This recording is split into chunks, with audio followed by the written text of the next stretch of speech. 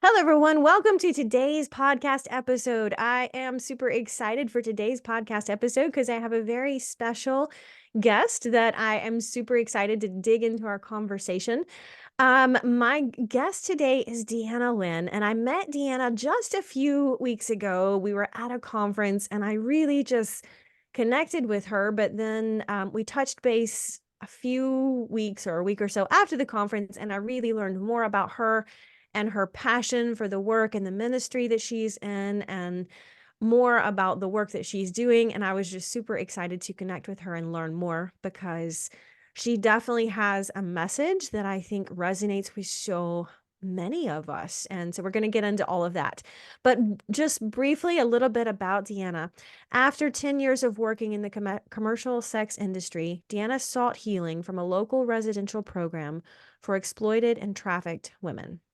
Since graduating from the Refuge for Women in 2012, she's earned a master's degree from Asbury Theological Seminary and authored 2 books detailing each piece of her journey. And we're going to get into her books in just a few minutes.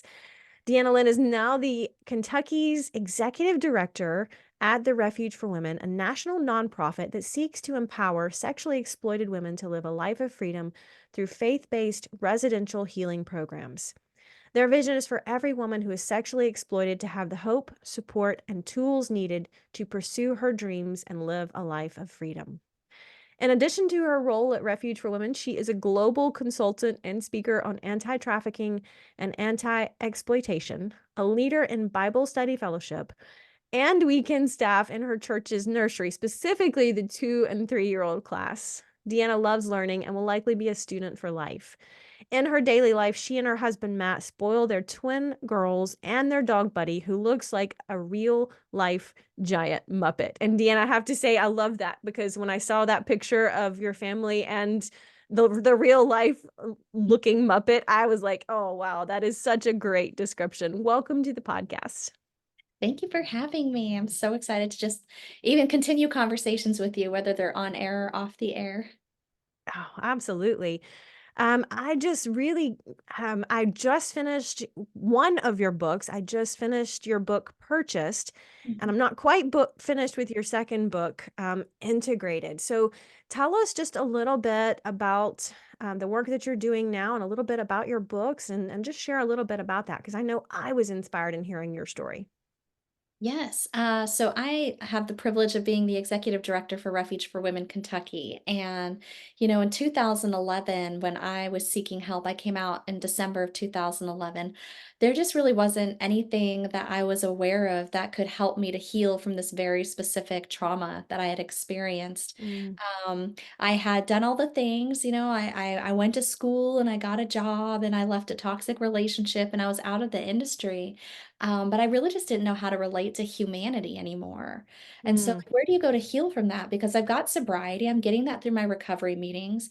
I'm going to like a once a week sex workers recovery group, but that was just bringing up so much stuff that like I ended up triggering so bad and relapsing and those kind of behaviors. And I was just like, okay, I don't know how to interact with men, women, religious leaders, politicians. Like everywhere I go, I felt like people already knew that I was like this person. And I mhm, and I didn't know how I was ever gonna get past being that person for 10 years without some real healing of why I ended up becoming that person in the first place, or why mm, that option even looked at all like it was an option for me. And so since then, I went through the program. I kind of just was relearned how to live into the beliefs that I already had. I already had these ideals and belief systems, but I didn't really have the discipleship that I needed to be able to live them out. And I didn't know how to make my beliefs and my trauma work together to become my whole person. So mm, I just been used to splitting so often. And so since going to the Refuge for Women, I wanted to discover like who I was that had nothing to do with the sex industry. But I still stayed involved, with, like, just really grateful to be free and want to help others get free. But I did have the pleasure of writing a book, which took the first one took about 7 years, the second one took about 7 months. You may be able to tell that. I don't know. But I mean, I just had to go through so many layers of editing. Like, is this incriminating to the other people in the story? Is this, Mhm. trying to keep people focused on this was how I interpreted my experience, and the memories that I had. But I really wanted that first book to go out so that not only, women like me who came into a residential program and asked questions like, do we ever get out? I wanted the mentors who walk alongside ladies to know, like, when somebody comes to a place like Refuge for Women, this might have been what her life looked like. And this is why it's not just a simple, like, I'm going to wake up and I'm free. Like, Mm. that has been possible for some people. I just had a little bit more work to do. And so that kind of details, when somebody says, like, this is a victim of human trafficking and this is somebody who's there by choice, like, people still purchase my pornography because they're like, well, this is ethical. She was there by choice. And I'm like, Mhm. well, let me tell you about what I looked like as an 18-year-old girl when I made the choice to sell myself as my best option. And so kind of cut some of that dichotomy, but also, I really don't like to be like identified as either. I don't like to be dismissed, but I also don't like to be identified as a victim. I Mhm. see where I was coerced, manipulated, vulnerable, all the things. Um, but I also, I take ownership, like, that was the best that I could do with what I had. Somebody else may have made different decisions, but so I'm hoping that that book will allow people to kind of come alongside women with more compassion and Mhm. not just like, well, why doesn't she just leave? I love what you said there about how do I get my beliefs and trauma to sort of work together, because I think that's something a lot of us struggle with, whether we have a history of exploitation or deeply rooted quote unquote trauma. I think going through adversity is universal to humans. And I think a lot of us have difficulty with, I want to do better, but because of past trauma or adversity or challenges that I have, or just me today, don't always make the best choices for myself. I know that there are things that I do that don't serve me, but how do I close the gap between who I am and who I want to be? Just touch on that if you don't mind, because I think that that is just so key in our healing as people. Yes, that is actually my whole second book. Um, Okay. and the second book is the one that I really wanted to write, but I felt like the first one, kind of gave it credibility of where I was coming from. Sure. Um, but yeah, it's so easy for people to say, just like, get out. And it's like, okay, now that I'm out, what do I do? How do I live? Hmm. Because I've been trained one way and like literally brainwashed in a certain way of living for so long. So with my second book, Integrated, it was like, I had to learn, what I needed to learn as a 28-year-old who kind of stopped maturing in certain areas, and then what I just needed to learn as that's part of a shared human experience. A lot of Hmm. maturing is awkward and messy, and you can't really create those neural pathways until you actually go through it. And so, when it comes to having healthy relationships, when it comes to dating in a healthy way, the only way you're going to learn how to do that is by actually doing it. Otherwise, you're going to keep going back to what's familiar. And so, I remember one scene specifically in that book when I got married, I started like, all these different sides of me started coming out in front of my husband when we moved in together. And I'm like, I don't understand why this is happening.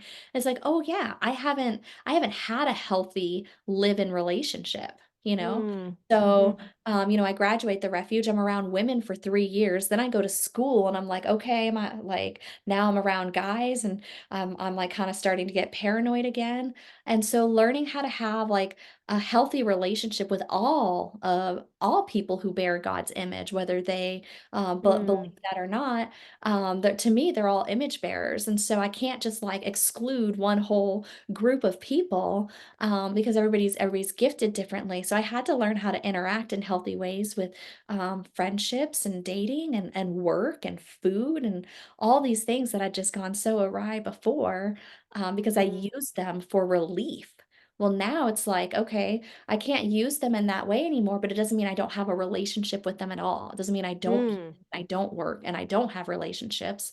I just have to have a healthy relationship with each of those things. And so, like I said, I think the only way to do that is to actually do that. And it feels uncomfortable because it's unknown and you've only known one way of living for so many years. But once you make the connection, once I made the connection, it was like, this is what it's like to feel safe. This Mm. is what healthy feels like. This is what non-drama feels like. Like drama alone can be intoxicating. So, learning how to feel comfortable when things are just still, you know. I think you're exactly right, and it's unfortunate, but I think a lot of people do just drama itself can be addicting in a way, and so sometimes we don't realize, but we're creating some of that in our own circumstances by Yeah. the choices that we make, and realizing that we don't have to invite more drama into our life. Life is hard enough. We don't have to make Yes. choices that compound it. But it's that self-awareness, right? That was your second book, Integrated, right? And I don't have the full title is Living Integrated, beyond. Yes. Living beyond this. and that's the one that I'm not quite, maybe halfway through. So, your first book was Purchased, Mhm. and the second one is Integrated. So you really walk the readers through, what your journey looked like, but then specifically in this second book is how do we make that transition? Because I think that's the Right. question, right? Is what does the healing journey look like in all of these different dimensions and areas of life? Yeah, My there was journey so was oh, go ahead. oh, no, you go ahead. Go ahead. No, I was what finish your thought. Well, as it was just so important to me because there's so many people who wrote a book about like this is what the industry looked like and I wanted to have that so that people could have a different experience with that. But for me it was like, okay, so now you run this like awesome organization. What happened in between? How did Mhm. we go from healed to being this like amazing leader? And what if you don't want to be an amazing leader? Like, what if you just want Mm. like some sort of simple normal life? What does it look like to do the normal things? And there was just like no material out there. And so I was like, I'll just share everything that I went through so that people can feel a little more normalized about like how awkward that process is. Because I think what's really detrimental with people that have a similar past to me is like we think things like, oh, that must be our trauma, or I must be broken, or I've got to go through a healing place like all over again. And it's like, no, maybe we just need to restabilize and try again. We don't have to start all the way back at square one. We just learn, Mm. and like we learned at the conference, like we just fail forward, right? Absolutely. It's just like when we learn to walk as people, right? We get up Yeah, and we step and we fall and we yeah, get up and we fall again, but we don't call it failing to learn to right. walk. Yes. It's And if a we win in progress. Yes, yes. And if we can apply that same concept of just keep trying, just get up and figure out what that didn't work. Right. Let me try something different. Ah, I love that. My journey was a little bit different from yours, but I hear a lot of the same similarities in that, and when I growing up for me, very isolated and, in a trafficking and abusive situation, and then, not going to church, not going to school, and you know, getting out into society and then getting my first job as a server waiting tables in a pizza restaurant and realizing I didn't know how to really talk to people. Like I didn't know how to connect to people. And that's just one of those things. It's like if you haven't been in that situation, you take it for granted that those social skills and just ability to interact with people um, isn't something that everyone necessarily has access to when they have a different path, a different experience. And so I'm hearing you say that and thinking, some of those lessons that you share in your book would have been helpful for me early in my journey, for sure. Mm. But it's interesting, as we come to these realizations, I think I love is that you're turning around and you're sharing your story and your journey to help other people, right? And that's for me, the purpose and, having overcome something to begin with is being able to look back and help somebody else climb that Y mountain. yes. So talk about what you do there at Refuge for Women, Yeah. because I know you talked about just very, very briefly that you're fairly new in that executive director role a little bit. Yes, I was actually quite comfortable with my life before the position came across my path. So I had been working for 5 years in a ministry that was helping people to become better readers of the Bible all over the world, working in the nursery, BSF, all those things. Everything was very light focused, Hmm. and I was able to work from home. And my girls are 3 years old right now, so I was like, no major decisions until they're in kindergarten. Um, but when I saw that a change in leadership was happening, I didn't want the place that I called home, I didn't want that to Mm. go to just anybody, right? And I was also I'm really sorry to say this. I know everybody means so well, but I'm tired of being a consultant. Like, please stop using me for my thoughts. Like, Mm. put me in a position where I can make some change. Like for so long we get asked to we get paid to help with curriculum and we get paid to consult or be on boards and it's like, what if you just train me to do what you do? And then I can make decisions from an informed place and developed my whole person and not just the part of my story that's useful for grants and stuff like that. And so when I saw this position, I'm like, I have a chance to actually influence the landscape of what anti-trafficking, and I'm not just anti-trafficking, I'm pro-human flourishing. And, Mm. like, I don't wanna just, like, talk about what we're against, but, like, if we have a life that's truly flourishing, these situations will never look like a temptation or a trap again. We'll just see right through that stuff, right?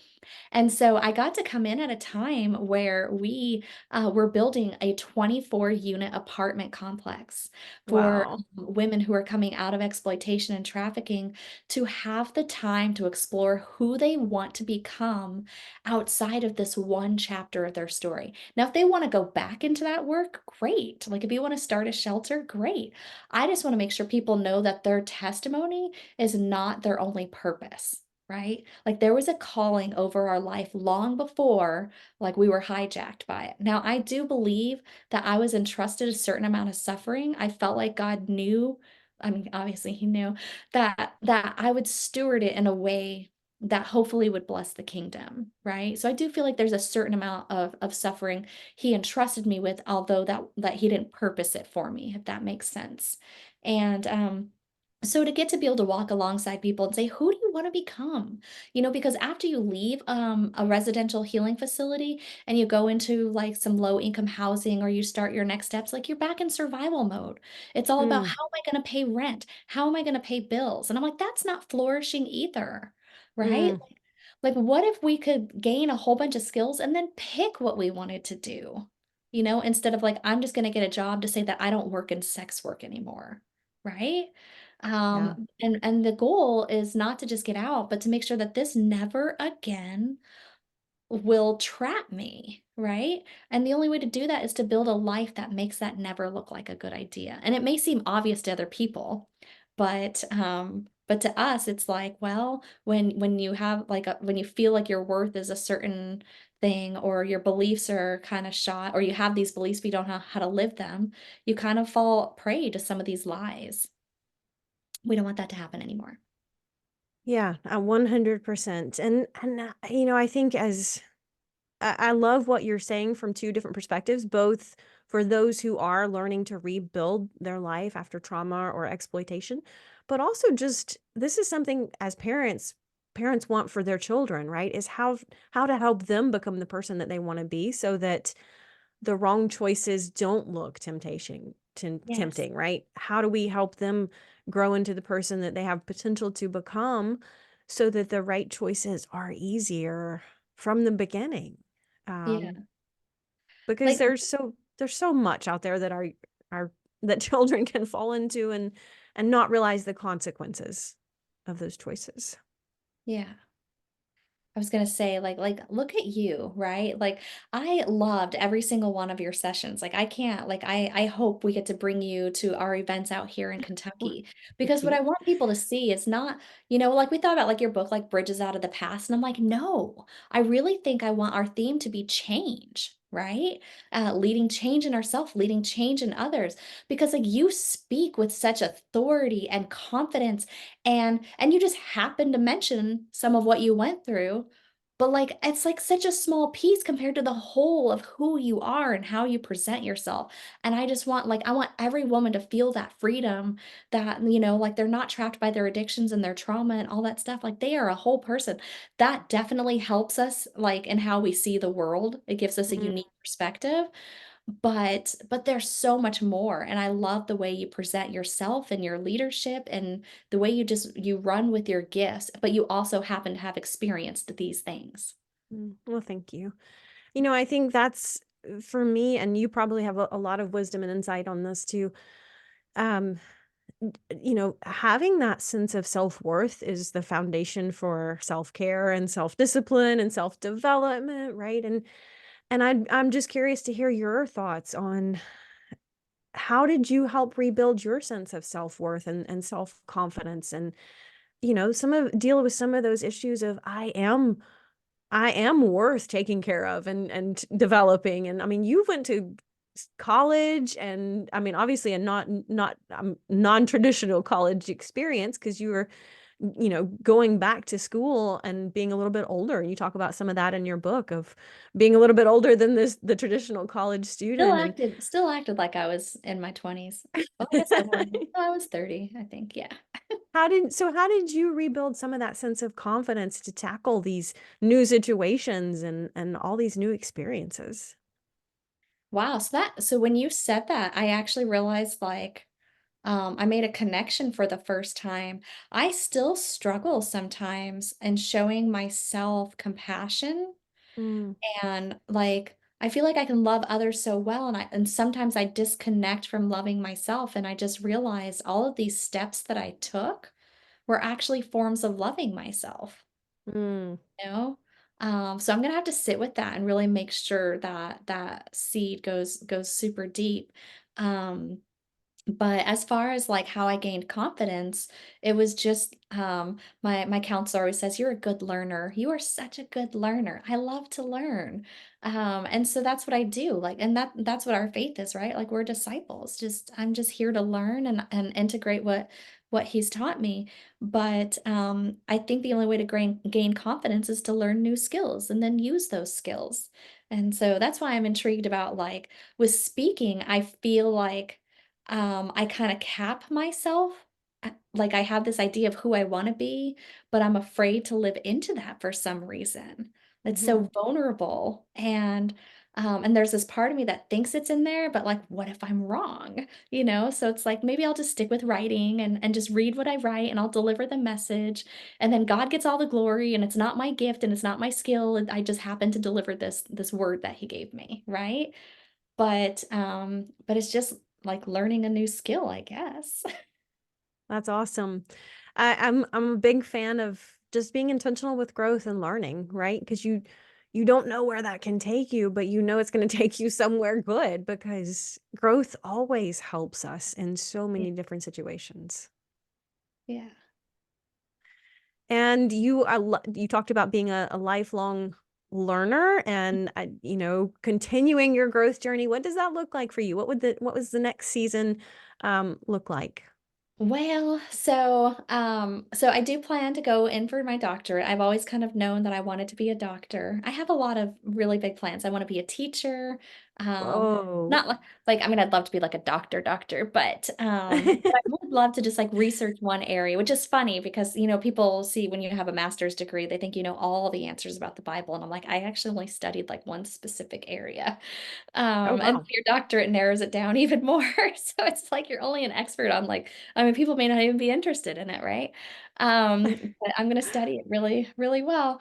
So that's what I would like to do is go into my doctorate work, and Asbury actually happens to have a great doctor of ministry program where you're able to work full time, have a family, but still do your residency and do your dissertation along the way. So that way you're not like Mm. grueling work for 3 years and then all of a sudden you have this dissertation due.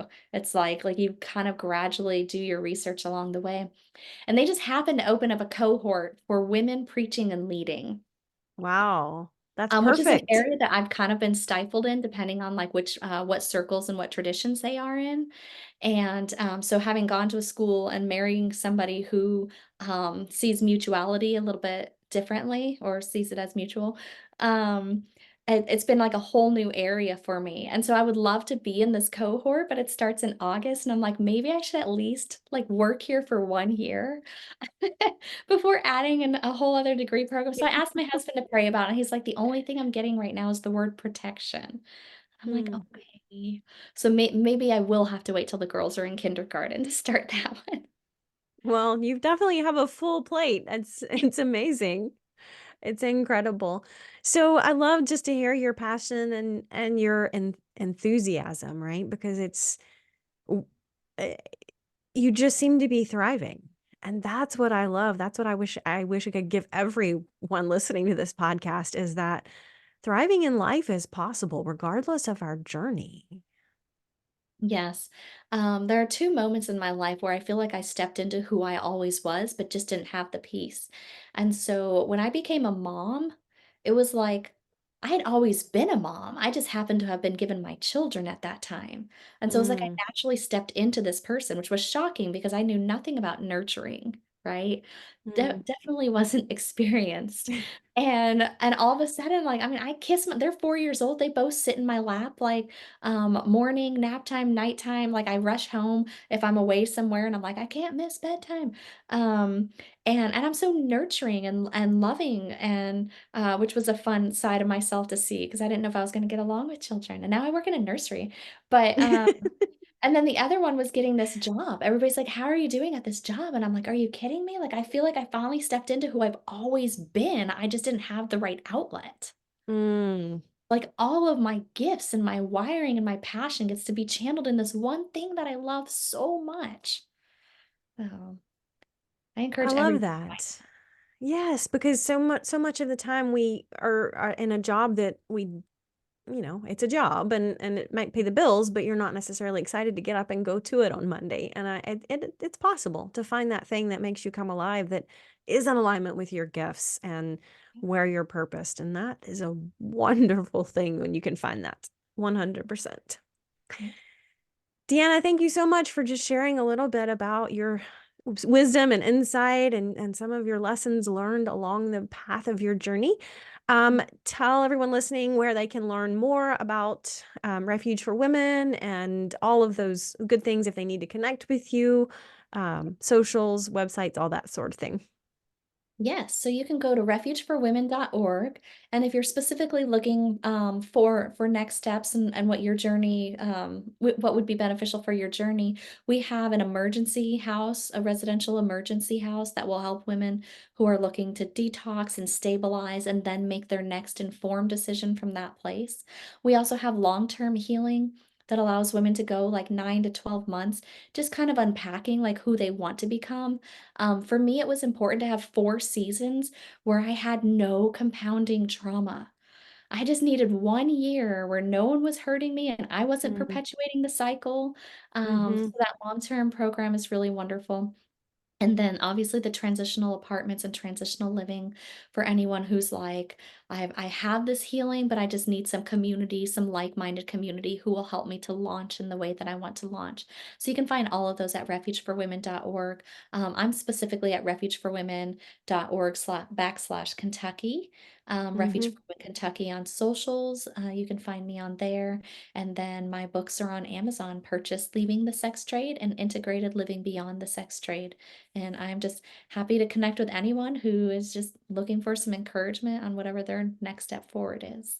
Awesome, awesome. Thank you. Well, I will definitely put those links in the podcast show notes as well, so they can pick up your book or connect with you via Refuge for Women. And yeah, I love it. Love it. Just always love to say, just keep climbing, right? Keep making a difference in what you're doing. And thanks for sharing.